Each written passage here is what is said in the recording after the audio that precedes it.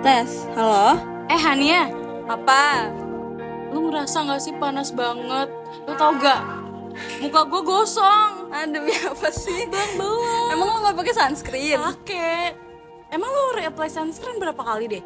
Gue sih biasanya 3-4 kali sehari. Astagfirullahaladzim, banyak banget. Emang lu berapa kali? Cuma 2 kali. Ya Allah, tahu gak sih kalau di Google itu biasanya 2 jam sekali, itu udah bagus. Gila, apa nggak makin habis tuh sunscreen? Sumpah. Makanya 3-4 kali aja sih, kalau aku sih cukup. Iya sih, oke deh, ntar gue reapply sunscreen 3-4 kali. Tapi lu ngerasa nggak panas banget ya Allah? Emang akhir-akhir ini tuh panas banget. Dan gue juga sampai ngerasa kulit gue tuh kayak udah kebakar banget. Iya, terus mana lu jadi biang keringet gitu gak sih? Iya. Kita aja naik busway bisa kayak gini. Gimana sih Fajar yang naik motor yang matahari depan muka? Jar, lu pakai sunscreen gak? Sunscreen gak pernah pakai sunscreen tuh. Gue ngerasa panas, tapi gue cuman bilas muka kalau habis naik motor aja. Tapi jujur sih, gue ngerasa panas banget. Itu kenapa sih? Kok belakangan ini jadi panas banget begini? Halo, tes. Kedengeran nggak? Kedengeran. Kenapa? Sabarangan. Haliza mau jawab pertanyaan Fajar nih. Jailan. Nih, gue mau bantu jawab pertanyaan Fajar. Jadi sama, gue kayak kalian, gue juga belakangan ini rasa panas terus. Nah, gue baru ingat kalau ada yang pernah bilang ke gue kalau ini ada hubungannya sama fenomena namanya efek rumah kaca. Efek rumah kaca itu yang kita pelajarin di fisika itu nggak sih? Iya, itu yang pernah dipelajari di fisika.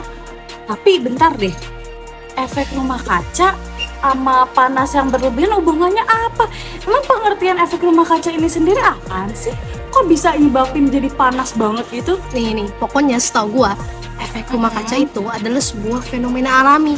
Jadi lu semua tahu kan kalau matahari itu menghasilkan energi. Nah, ketika energi matahari itu mau masuk ke bumi, energi matahari itu ditahan sama gas-gas yang ada di atmosfer bumi, terus habis itu dipantulin balik. Jajal, kayaknya itu kurang lengkap dah. Coba ya izin gue nambahin dah. Oke. Efek rumah kaca itu sendiri karena gas-gas tertentu dalam atmosfer seperti karbon dioksida, metana, dan uap air. Terus itu tuh yang nyebabin tuh kayak kendaraan, terus asap pabrik sama pembakaran.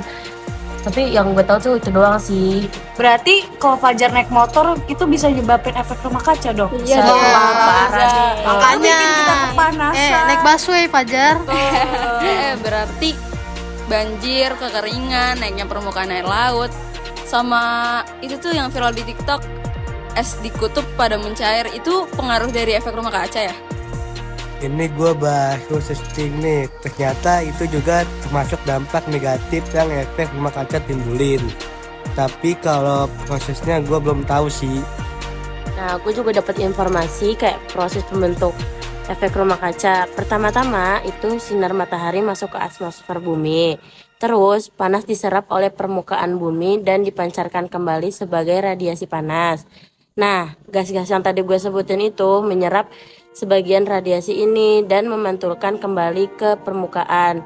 Sehingga akan meningkatkan suhu di bumi. Ih anjay, teman-teman gue pada pinter banget Ya sih. iya dong, gua gitu loh. Gua. Jumawa banget. Banyak gua gak suka nih gua sama teman-teman yang Jumawa ini. Tapi dari tadi tuh kita kayak mojokin efek rumah kaca aja deh. Padahal nih, setahu gua efek rumah kaca ini ada dampak positifnya loh. Masa Terus, sih? nih ya, efek rumah kaca itu berguna bagi kehidupan di bumi. Kenapa bisa berguna? Karena efek rumah kaca ini bantu mengatur suhu di bumi agar gak terlalu dingin. Tanpa adanya efek rumah kaca, suhu di bumi tuh bakal dingin banget. Terus ekosistem gak bakal bisa hidup. Terus manusia-manusia kayak kita ini gak bisa hidup di bumi. Ya jelas lah, pasti ada dampak positifnya. Tapi kan di samping itu, kalau efek rumah kaca yang berlebihan itu bisa berdampak negatif bagi kita. Kayak yang tadi kita sebutin, banjir, kekeringan. Banjirnya di rumah lu ya, rumah lu kan deket kali. Lu kali ngaca. Tapi berarti emang kan efek rumah kaca ini ada dampak positif. Ya, Lu harus tapi kan mengakui maksudnya itu. kalau berlebihan itu berdampak negatif. Iya Bahaya sih, dong. Tapi lu harus berarti efek rumah kaca itu penting kan? Tapi Ya, lu tapi nggak berlebihan juga dong. tapi lu harus mengakui. sabar. Apa Nih, nih? setiap Apa nih? fenomena itu pasti ada dampak negatif sama dampak positifnya. Dengerin Anissa. Ya. Karena kita semua udah tahu dampak negatifnya, maka kita harus melakukan gimana caranya kita mencegah biar efek rumah kaca itu nggak lebih besar lagi. Salah satunya itu dengan naik busway kayak yang gue lakuin tiap pulang sekolah. Berarti gue nggak boleh naik motor. Bukan nggak boleh, tapi kan lebih baik mengurangi asap kendaraan. Kayak harusnya tuh naik busway kayak Kaliza ya kan. Nih gue bantu nih kasih alternatif lain. Nih Jaru tuh bisa naik busway berduaan sama Halija. Iya, gue sering lagi sendiri lah naik busway. Sama Hania juga bisa, Hania kan suka naik busway juga tuh, tinggal pilih. Tapi gue ada upaya juga nih pencegahan efek rumah kaca, kayak kita hemat listrik itu bisa membantu upaya pencegahan efek rumah kaca. Terus kita nanam pohon, mengolah sampah, terus kayak gitu deh. Lo kalau naik delman juga itu termasuk upaya pencegahan efek rumah kaca loh. Naik beca juga ya? Iya. Nanti disetirin lu ya. Stop ya. Jangan Yaudah kayak deh. gitu.